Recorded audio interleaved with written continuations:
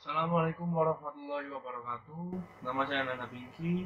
Di sini saya akan menjelaskan apa itu mukjizat dari Al-Quran.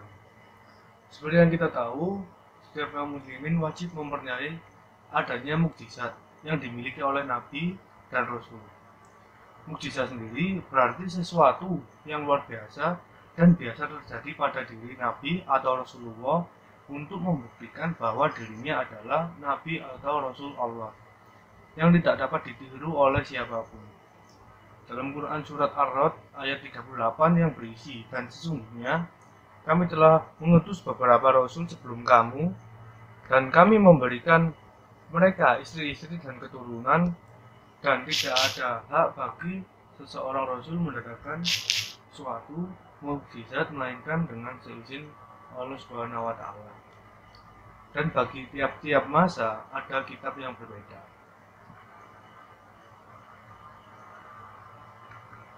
Lalu Allah tidak memberikan mukjizat yang Allah telah memberikan mukjizat yang berbeda antara Rasul dan Nabi yang ia pilih. Pemberian mukjizat ini bukan tanpa tujuan, melainkan Allah Subhanahu wa Ta'ala memberikan mukjizat ini kepada Rasul antara lain berguna sebagai bukti kekuasaan Allah Subhanahu wa Ta'ala, berguna sebagai bukti kebenaran risalah yang dibawa oleh para rasul, dan berguna untuk melawan dan melemahkan musuh-musuh Allah Subhanahu wa Ta'ala. Subhanallah. Sehingga kebenaran dapat ditegakkan dan kebatilan dapat dihilangkan. Tujuan dari Allah Subhanahu wa Ta'ala sendiri memberikan mukjizat ini kepada nabi-nabi yang ia pilih bertujuan untuk pertama melemahkan dan mengalahkan segala usaha-usaha orang yang menentang para rasul dan Allah Subhanahu wa Ta'ala. Yang kedua, sebagai bukti kebenaran bahwa rasul itu benar-benar dipilih oleh Allah Subhanahu wa Ta'ala. Yang ketiga, bagi orang yang beriman, mukjizat ini berfungsi sebagai penguat iman. Mukjizat ini juga diberikan melalui kepada Rasul melalui Allah Subhanahu wa Ta'ala, yakni terdapat 4 jenis, yaitu mukjizat kauniyah, mukjizat syaksiyah, mukjizat salbiyah, dan mukjizat akliyah. Mukjizat syaksiyah ini pengertiannya yaitu mukjizat yang keluar dan berasal dari tubuh seorang nabi serta rasul, seperti halnya dalam peristiwa air yang keluar dari celah-celah jari Rasulullah SAW. Lalu cahaya bulan hingga memancar dari tangan Nabi Musa alaihissalam, serta adanya penyembuhan penyakit buta dan juga kisah oleh Nabi Isa alaihissalam. Yang kedua, mukjizat akliyah. Pengertian mukjizat akliyah merupakan mukjizat rasional ataupun masuk akal, karena mukjizat ini hanya ada satu, yaitu kitab suci Al-Quran. Yang ketiga, ada mukjizat kauniyah. Mukjizat kauniyah adalah mukjizat yang memiliki kaitan dengan peristiwa alam, seperti misalnya bulan yang dibelah menjadi dua oleh Nabi Muhammad, dan peristiwa dibelahnya Laut Merah oleh Nabi Musa alaihissalam dengan tongkat. Yang terakhir ada mukjizat salbiyah.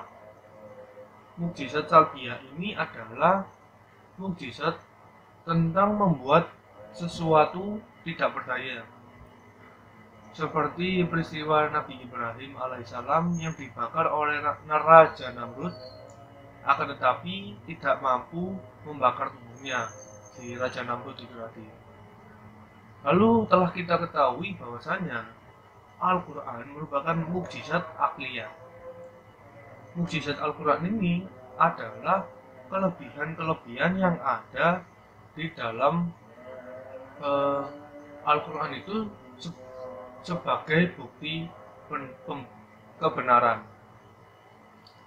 Dengan kata lain, bukti-bukti kebenaran yang datang dari luar Al-Quran bukanlah termasuk mukjizat dari Al-Quran itu tadi.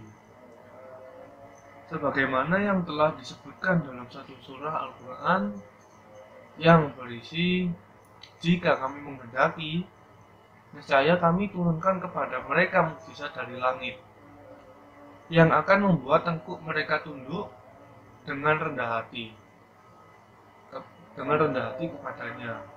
Dari Quran surat Asy-Syu'ara ayat keempat.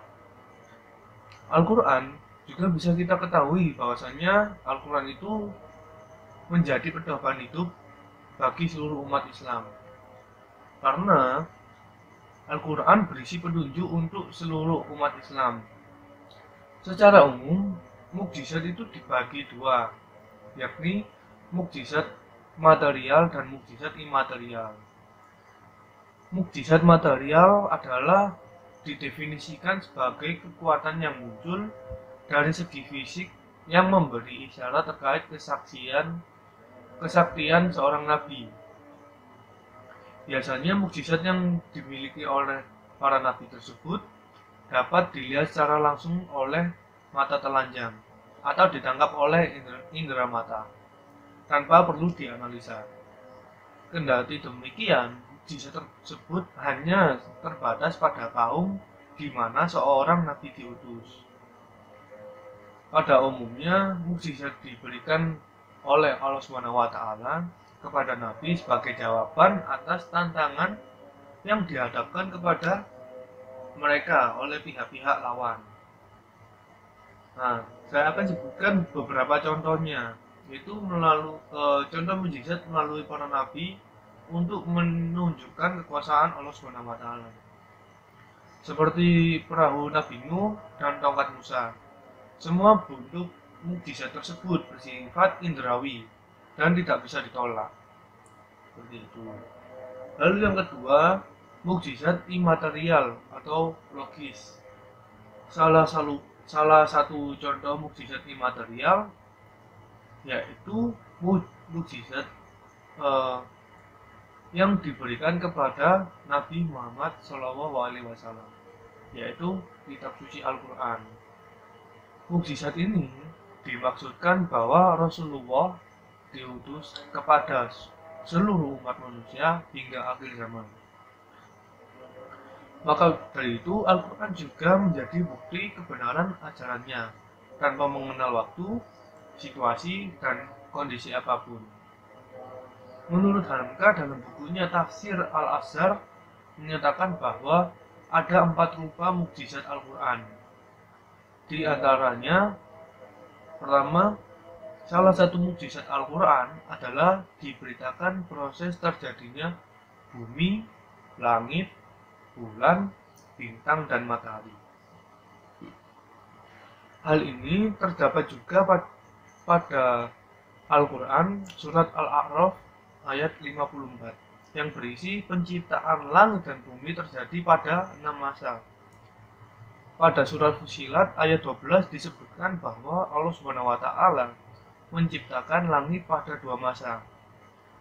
Dan dalam surat Fussilat ayat 10 dijelaskan bahwa gunung-gunung atau bumi diciptakan dalam 4 masa. Yang kedua, Al-Quran juga banyak menceritakan bahwa tentang masa lalu, seperti berita tentang Tasmud, kaum Lut, dan lain-lainnya. Semua berita di dalam Al-Quran merupakan berketetapan dengan kenyataan yang benar, dan seluruh ahli sejarah bahkan sampai mengakuinya. Yang ketiga, mukjizat Al-Quran selanjutnya yaitu terkait dengan fasahah dan balghah, di mana Al-Quran memiliki derajat yang tinggi dalam setiap susunan kata irama, gaya, dan bahasa. Susunan kalimat Al-Quran bukan merupakan syair dengan rangkaian kata menurut suku kata bilangan tertentu dan bukan juga puisi apalagi sebuah prosa. Lalu yang terakhir, Al-Quran memberitakan segala sesuatu yang akan terjadi. Banyak sekali ayat-ayat Al-Quran yang memberitakan peristiwa-peristiwa besar yang akan terjadi dalam kehidupan sehari-hari. Demikian dari penjelasan saya kali ini. Wassalamualaikum warahmatullahi wabarakatuh.